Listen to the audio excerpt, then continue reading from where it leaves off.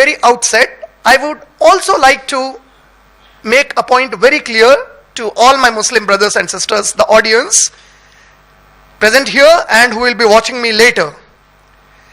There can never be a downfall to Islam. The downfall can come to the Muslims, because Islam is from Allah, and anything related to Allah can never have a downfall. And Allah promised in the glorious Quran, in Surah Tawbah, Surah number 9, ayat number 33, in Surah Fatah, Surah number 48, ayat number 28, and in Surah Saf, Surah number 61, ayat number 9, where Allah said, A'udhu billahi minash shaitanir rajim, Huwa allazi arsala rasulahu bil huda wa dinil haq li yuzhirahu ala dini kulli walau karihal mushrikun walau karihal kafirun wa kafa billahi shahida. In one ayat Allah said that it is He who sent His messenger, that is Muhammad Rasulullah sallallahu alaihi wasallam, with the din al-haq, meaning the religion of truth. And Allah subhanahu wa ta'ala said that Muhammad sallallahu alaihi wasallam's practice of Islam is a way of guidance. Huwa alladhi arsala rasulahu bil huda. Huda means the hidayat of Quran wa dinil haq. Practicing this hidayat in the footsteps of Muhammad sallallahu alaihi wasallam, that is the sunnah of Muhammad sallallahu alaihi wasallam. And Allah has promised that this hidayat and the sirat of Rasulullah sallallahu alaihi wasallam are bound to prevail over all other teachings of all other isms of the world.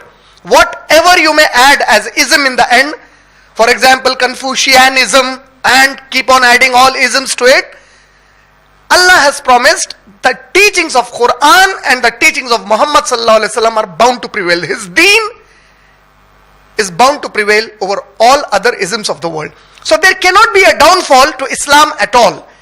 And we can understand from the fact that with all the conditions of the Muslims prevailing around the world, at least for the past 200 to 300 years, and if you are to push it back, even after the time of Khulafa Rashidin, you will examine and find out that based on the propagation, based on the fact of studying the teachings of Islam, if there has ever been a growth in the conversions to any religion, it is to Islam.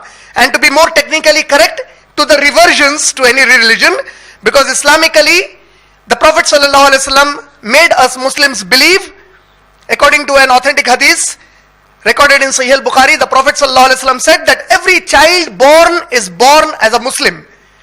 It is later, under the influence of the parents, he starts practicing other religions.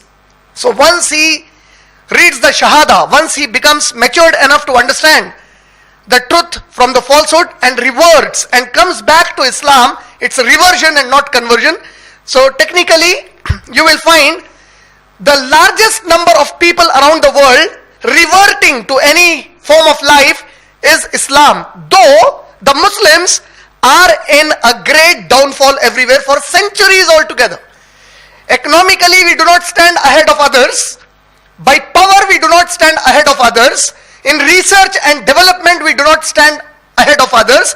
Materialistic development, we are lacking everywhere. With progress in the so-called understanding of the progress of the society, we are the worst of all. In every aspect of life, we have been pushed back. Economically, we are not as equal to the great powers of the world. Yet, the fastest growing religion in the geographical boundaries where Islam is hated the most, where the propaganda is given the biggest against Islam, yet the people of that region accept Islam as the best religion. So this is a promise of Allah subhanahu wa ta'ala. With us, without us, Islam will prevail. So my subject of the discussion today is not for the downfall of Islam, because Islam can never have a downfall. It is for the Muslim community. The downfall.